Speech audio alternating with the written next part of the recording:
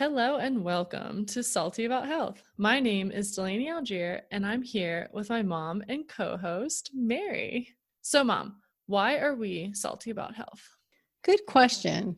It's because both of us have had struggles, some more serious than others, and no one showed us simple ways we could jump into the driver's seat and take control. And why are we sharing our views with our listeners? Well, because we want our listeners to realize that it may take time, but with some simple knowledge about health, they'll be able to make a few changes and dig deeper to take control of their well-being and live a more vibrant life.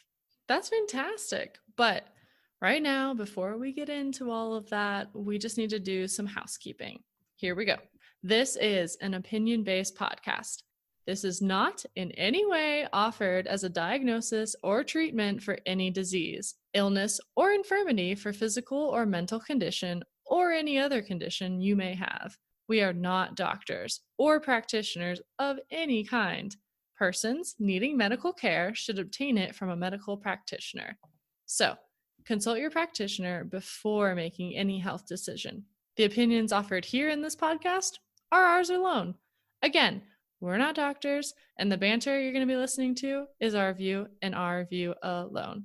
Okay, that's done. We, of course, also want to have an open dialogue with our listeners. So stay tuned to the end of the episode, and we'll let you know all of the ways that we can connect.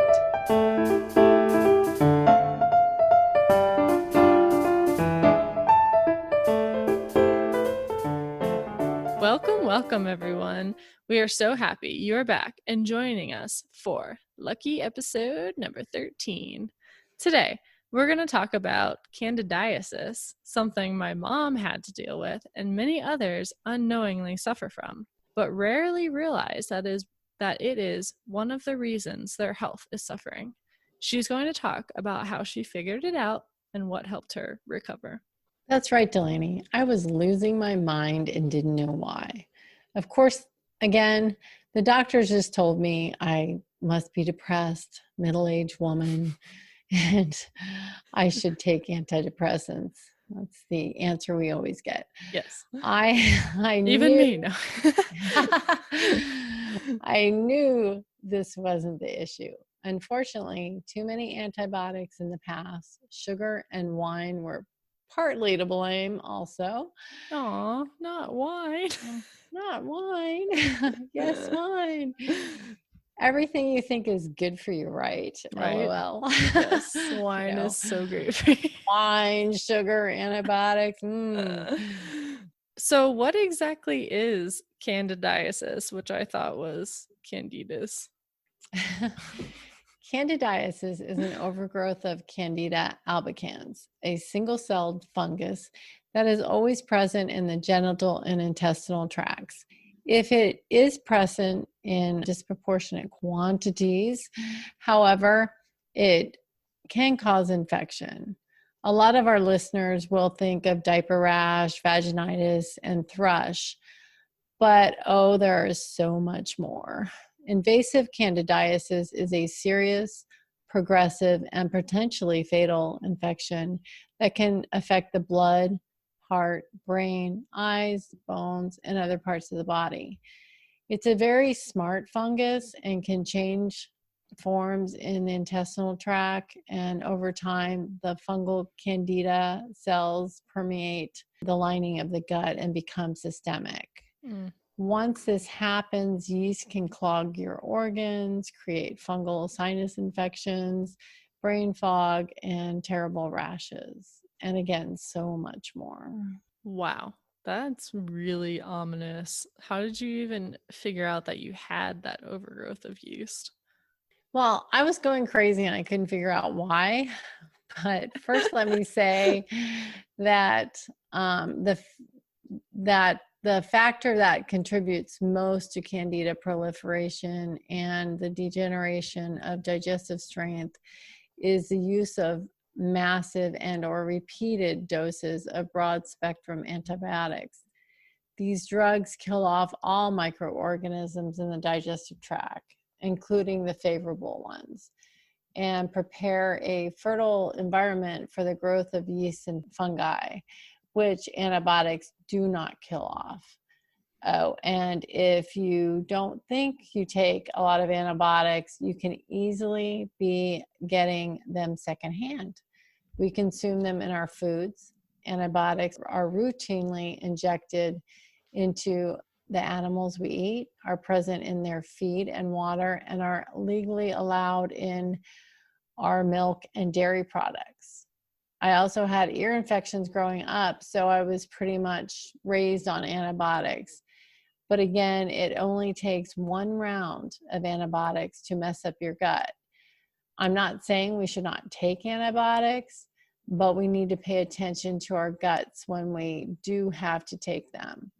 It's a good idea to reseed your intestinal tract with good whole food and probiotics. And of course, sugar and alcohol also encourage the overgrowth of yeast in the intestinal tract. So limiting both can be a good idea. And this is how quickly yeast can grow, according to Roger Williams, a nutritionist. He said, if a single yeast cell were given the perfect environment for growth, within 24 hours, it would produce a colony of over 100 cells. So we all have yeast in our bodies, but it is usually in a healthy balance, so it is no problem. It's when it gets out of balance, we start having these issues. Okay, but you still didn't mention how you figured out that you had a yeast overgrowth. You only mentioned something about going crazy. Yes. Well, let me see. I thought I was pretty healthy, though, as I mentioned, I was a fan of antibiotics. So I would always go to the doctor for them. Of course, I don't do that anymore. I haven't taken antibiotics for years. And I, like you, like to eat sugar. It's so good. Yet so bad. AKA, what was it, Gushers? Oh my gosh. Yep. Yes, you let I think me you Gushers as a lived kid. on those. I did. Yeah. Yeah, because I got freaked out because my poop changed colors from them. And I came in. Didn't I come and tell you, right? Yeah, well, it was the Yeah. artificial color. Yeah. It was like an aqua. It was. It's very pretty. Yes. Anyways. So my intestinal tract must have gotten way out of balance because I started having food sensitivities. I was tired all the time, and I would have the most bizarre symptoms. Eventually, I couldn't even drive without getting confused as to where I was going. And as you know, we lived in a very small community, so it wasn't hard to get around. Before I left the house, though, I would really have to concentrate where I was going and what exit I would need to take. And my mind would race and I couldn't concentrate. Simple things would frustrate me. I couldn't even follow written directions. Wow. They were very confusing. Of course, I was going to doctors and they couldn't figure out what was wrong. And one nurse practitioner was trying so hard to help me, and finally she gave up. Oh wow. Yeah, eventually I tied it to food. I thought perhaps it has something to do with the way I am eating. I always told people I ate half healthy and half not so healthy. So I figured it balanced it out. The half not so healthy was really messing with me. I researched a lot, as I like to do, and I came upon a book by Dr. Crook called The Yeast Connection. I think it saved my life. I read the book and was amazed.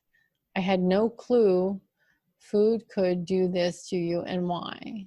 I started implementing the changes and even brought it into my doctor appointments to show the doctors and nurses what I had discovered and why I was feeling better. Unfortunately, they weren't really that interested, but I still did it, and I'm glad I did. Maybe, hindsight for them, they might go, oh yeah, I remember when, and she was right. Of course, the more research I did, I realized that I was very sick from this and that the Candida had morphed into a more dangerous form. Candida albicans is a polymorphic fungus. This means it can grow in several different forms. When the gut is good and healthy, there will most likely be some Candida in the form of yeast, but can become pathogenic when it becomes the hypha form, long visible chains, threads and filaments that get through your gut and take up residence in your organs, etc. This is too deep for us to discuss here, but a good start for our listeners would be reading the book I first read or another book that talks about candidiasis. And we'll link the one I read in the show notes because that was the one that first helped me. Wow. So what are some of the symptoms the listeners can look out for if they suspect they have Candida overgrowth? It's a long one, but I think a lot of people can relate. And again, I can't stress enough how your food choices affect this. We all have yeast in the gut, and it can easily get out of balance, especially if you do drink like wine and beer and you eat a lot of sugar and you take antibiotics. So when you take antibiotics, again, you know, probiotics is good to take and fermented food, etc. So just by changing your diet or reading that book, you can actually cut down on a lot of these symptoms if you have them. And again, I'll read them now, but I think you're going to be surprised. Athlete's foot, obviously diaper rash, itchy crotch, itchy vagina, yeast infections, funky discharge. Of course, you may have to go to the health department for that one. It could be something else. Yeah, you might want to check on that one. Body odor. I know when I don't use deodorant, and when I eat a really clean diet, I don't need it. If I'm traveling and I eat just crappy food, then I start going, you know, you smell your pits going, oh, this is disgusting. Yikes. Digestion problems, gas and bloating, seasonal allergies, food allergies, any other allergies, thrush or white tongue. Do you remember that time we ate at that restaurant in Pennsylvania and that guy had like this white, it was disgusting, white tongue, white all inside his mouth, and he was waiting on us. It was a natural food restaurant. You don't remember that? I remember the restaurant. I don't know if I remember looking at the waiter's tongue though. Well, it was so obvious. It was disgusting. Yikes. Oh my gosh. It was disgusting. Itchy ear canals because the fungus gets in there easily. Sugar cravings, addictive tendencies, insomnia, severe mood swings, exhaustion, bad breath, white coating on tongue, brain fog.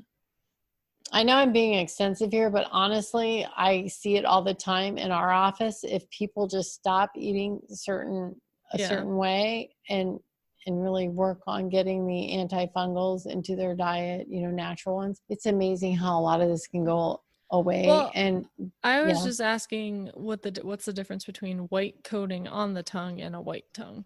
Is that not well, the guy at the restaurant had it like all over his mouth. It was disgusting. So if you've ever seen a baby with thrush or something, you'd know. And then and then the white coating on the tongue is just a thick, whiter coating, you know. Okay, so it's not like your tongue is still pink down there somewhere, but there's like white stuff everywhere. Yeah, there's a certain, but just a thick white coating too is not a good sign. But also, like in Chinese medicine, a real red tongue is not good either. Red tongue. Yeah, if it's bright red, and that's usually I think a vitamin deficiency. I was reading might be or the you B ate vitamins. gushers. Yeah, that's true. True. So brain fog, which was my biggest thing. I remember even when I was driving with you, and I think you had to drive home, we were in Pennsylvania and we drove down to the store, and I had gotten these new vitamin B complex drops, and they had yeast in them. And so whenever I took them, it would make me like drunk, and I wasn't. And Oh, I think I wow. ran over a curb or hit it, and you're like, oh my gosh, are you okay? And it was just because I took those. There's a really popular story that you can find on the internet about it was a Chinese man who never drank anything in his life, but he was always walking around as drunk. And I that's remember that. yeah, Yeah. that's Hmm. Candida. And so he was a fermentation factory. Yeah. Yeah, because he was driving and he got pulled over and they were like, "You were drinking and driving," and he was like, "No, like I just ate some food," and I think that's how they figured it out because they were trying to like get him on like blood alcohol poisoning and this and that, and he was like, "I just ate food. I didn't do anything." Yeah, and So I think as I was researching this article, I remember saying that it can actually they do charge you with drunk driving sometimes, and that your blood alcohol level, whatever they test that with, hmm. it goes high just because of the yeast produces that, in Yeah. your body when you've got so much of this in your body. So it's pretty wild. So hormone imbalance, joint pain, loss of sex drive, chronic sinus issues, digestive problems, again, weak immune system, UTI, fatigue, chemical sensitivities. That's a big one. Mm. If you don't like the way somebody's perfume smells and it bothers you, or any kind of chemical sensitivity, I would read that book. That's a huge one. Yeah. Well, Most people besides who maybe say, like if you smell bleach and you're like, that sucks, that's normal, right? well, yeah. But a lot of people who get upset when people wear perfumes, or they say I'm allergic to, Hmm. these for, Candida, I would look into it. Okay. Memory loss, depression, skin rash, athlete's foot, toenail fungus, sensitivity to smells like perfume, mucus in stools. That's a big one. A lot of people have that. We had a lady who came in and had a grown son, and the doctors couldn't figure it out, and mucus in the stools. And that was one of my issues too. And the doctors just looked at you like you're crazy. Like, well, Yeah.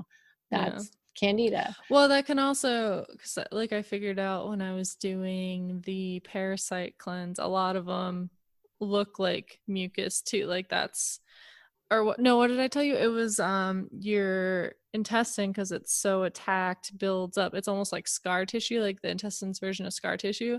So also, if you're doing cleanses and getting mucus in the stool, that's like your body healing and getting rid of the scar tissue. So that could be another, but that's another thing. No, that's So true. yeah. Very true. Laryngitis, burning and tearing of eyes, Mm. dizziness, and teeth grinding. And teeth grinding is also another parasitic symptom. Okay. It can be stress So, related too, though, right? yes, it can. But I find when you do parasite cleanses and metal cleanses and get rid of the Candida, you don't grind your teeth at night. Okay. I will say, when you see, and people think this is harmless, but when you have toenail fungus or on your fingernails, and we have a client that comes into our office and their fingernails are just totally messed up, that is a systemic yeast infection. Hmm. It's how they use the outer stuff, they paint things on their nails and say they can get rid of it, and hopefully they can. But it's fair, once it gets to that point when it's coming and it's in your fingernails and toenails or skin rashes, it's going to take a little bit to get rid of. And it's a long haul, but worth it. But Yeah. huge sign, if you have toenail fungus or fungus on your fingernails, it's systemic. Okay. So, what if our listeners suspect that they have a yeast overgrowth? What can they do to get it in control? Well, first, I would say have patience. It takes time to fix. And I would tackle the diet first. That's the hardest, but necessary. And here are some foods that feed yeast and fungus. They include fruits, dried fruits, and their juices, all types of sweeteners, including honey, maple syrup, refined sugar, and corn syrup. Though berries, pomegranates, lemons, and limes are normally tolerated in moderation, cheese, can I Makes say it sense. again? Dalaney, cheese. I know you know someone who loves cheese. And I see people eat this cheese like and they have to have it every day. I'm like, gosh. okay, seriously, there's an issue. Ah. Cheese and any foods containing yeast, alcohol, vinegar, and they say except apple cider vinegar, but I know I don't do that just because I'm so sensitive to vinegar. Oh, me too. Makes Yeah, me violently ill. well, there's a reason for that. I can tolerate it better. Vinegar used to make this is what I would say, it made my kidneys bleed, and it would just come out the urethra blood if I had vinegar. Because the Dang. kidneys is where my problem is with all this, and I stay away from vinegar. And now if I do have it, it doesn't bother me like that, but I do stay away from it. Fermented products and refined carbohydrates. Very sweet or starchy vegetable tubers such as yams, sweet potatoes, and potatoes are best avoided. Potatoes are best avoided for other reasons too. Poor potatoes. Okay. I know. And they are actually, for people who can't eat them, I think they have a great nutritional, After you quality. Huh? skin them, get rid of all the We did an episode on that. Yeah. So many things you have to do to potatoes until you can finally eat them. And it's a nightshade, but Yay. who's counting or who's noticing? Some people can actually eat potatoes. So if you can, I think that's great. But if you have Candida or you suspect you do, that would be a good thing to avoid. Meat that has been conventionally raised may contain antibiotics. So if you can find grass-fed and meats that claim they have no antibiotics, would be a better choice. The good news is that you can Google natural ways to combat Candida overgrowth and come up with a plethora of information. Now, with the meat, I think it says, they always say no hormones given. Yeah, no growth hormones or that. Yeah. Yeah. But I read, I don't know how long ago, but I did read that in our country, that 70% of the antibiotics that are sold, which is an enormous amount, is used with animals. Wow. It's 70%. And which is a lot because, most Americans take antibiotics a lot, like candy. So just think that, so that's only 30%. And everybody who's been on them, but yes, animals, they rely on that in the industry. And they give them to the animals. So, okay. Well, so what are some natural supplements that us humans can take to combat that? Candidiasis. Candidiasis. I forgot it again. I was like, Candidas, that's wrong. I don't know what to say. First, in the show notes, I did go to Amazon and put in Candida, and it came up with a page that has many products for Candida you can purchase. I would look at the page and find one that you think will work best for you. They sell a lot of probiotics on the page, which is good, but I would also look into the ones with the herbs that have the antifungal properties. I did take a product I used to buy at the vitamin shop, but can't think of the name right now. I took it for a long time and it seemed to help me. Herbs and foods that help fight fungal overgrowth are garlic, onions, basil, oregano oil. Yeah, one of our favorites, right? Oh, we love oregano oil. It's magical. It helps for a lot of things. It does. Thyme, fennel, ginger, astragalus, pau d'arco, olive leaf extract. That's a big one. You can get that and pau d'arco. Pau d'arco is the one that is sweet, right? No. I don't know if it's sweet, but you can get it in teas. You can buy it by the bark. That and olive leaf are very popular, easy to find, and grapefruit seed extract, which is also good for parasites. Berberine, aloe, ginger, and radish. So You can go Cool. to the stores and get all sorts of different radishes. I know our Korean market has tons of different So types. good. Was the yellow one is my favorite. Yeah. So good. Yeah. Well, they're great. So consider using caprylic acid. It is an effective supplement for Candida and fungal overgrowth with research-backed antifungal benefits that comes from coconut, I think, right? Oh. Mm. You can also support your digestion and balance your gut flora. Consider using digestive enzymes and probiotics. So hopefully this has gotten you curious about some of your symptoms, and maybe you are thinking your issues could be a fungal overgrowth. If you get curious and Google Candida diet, etc., and start on a journey of healing yourself, I don't think people realize how pervasive this is in our society. It could be the answer you were looking for. Yeah. I mean, I just can't stress that enough. So many issues. And if you really look into it and you see, Candida is very intelligent. I think it likes a high pH. I can't remember. So, but if you change the pH of your gut, it changes. Wow. It will change depending on, its host, and it has no problem doing that. And then it changes into the fungal form where it just literally, it grows the roots and it goes through your intestines, and it gets crazy. So. Yikes. Well, of course, before we sign off, we of course have to tell you about a gross experiment that may or may not give you the answers you're looking for. And I remember we did this together, right?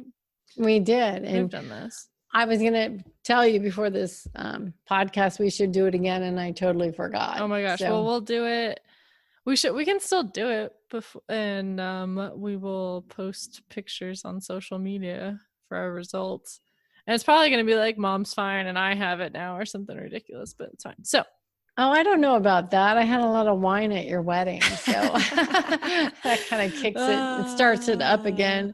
So great. I had a slushy machine too, mixed well with a lot of things.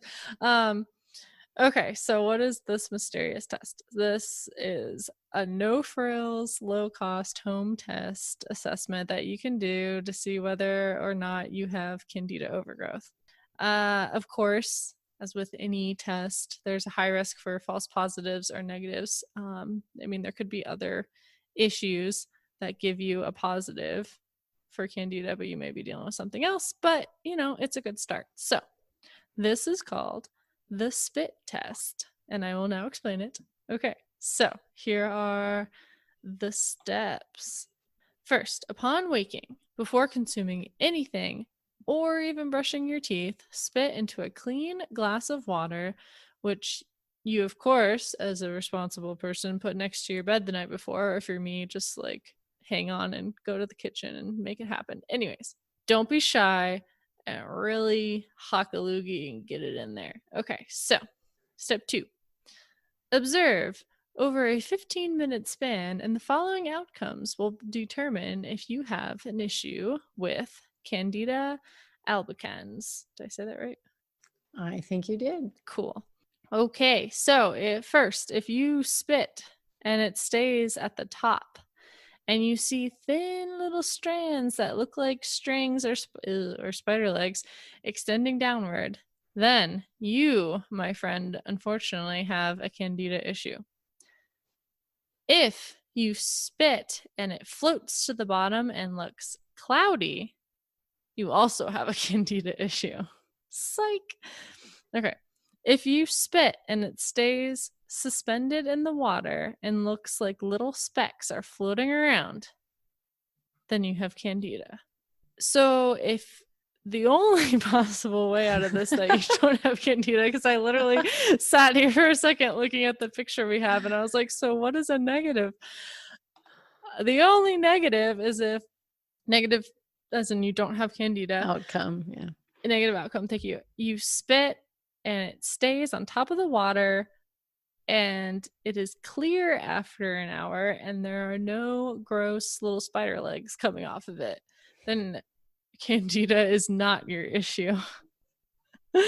So also, we'd love to know what your results are. So email them to us, find us, tag us on Instagram with beautiful pictures of your spit, or leave us a voice message and let us know how it went. Yes, seriously, I really want to know. I want to see some pictures, and I want to hear voice messages, and I want to hear everybody's experience. Give us the play-by-play, and we'll try to do the same thing. Maybe it's 15 minutes. Maybe we can like do it live on Instagram together or something. Oh, totally cool. Okay, we'll see. That'll be our first time going live.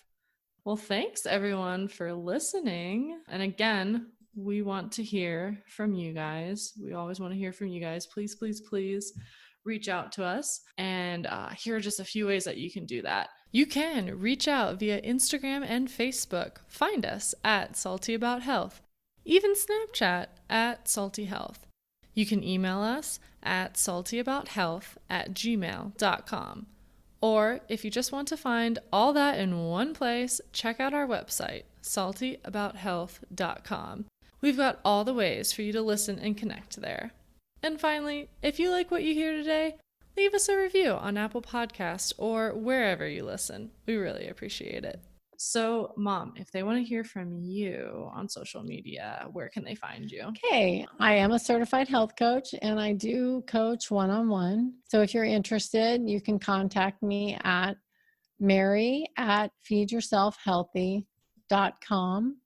I also do research for people who are interested in finding alternative approaches to do in conjunction with the health issue or illness their doctor is treating them for. So again, just reach out to me at mary@feedyourselfhealthy.com or follow me on Twitter at feedyourselfhealthy, which is spelled FEEDURSELFHLTHY. That's where they can find me. Cool. Okay. And if you guys want to find me, I'm not a health coach, but I'm on Instagram hanging out there at Dalaney.a. Find out how to spell my name in the show notes and everything. And of course, I'll be the one mainly keeping an eye on the social media. So always happy to chat with you guys via the Salty Network. Also, just want to shout out our intro and outro music. It is by Yule, and you can find her at www.yulearts.com. That's EULARTS.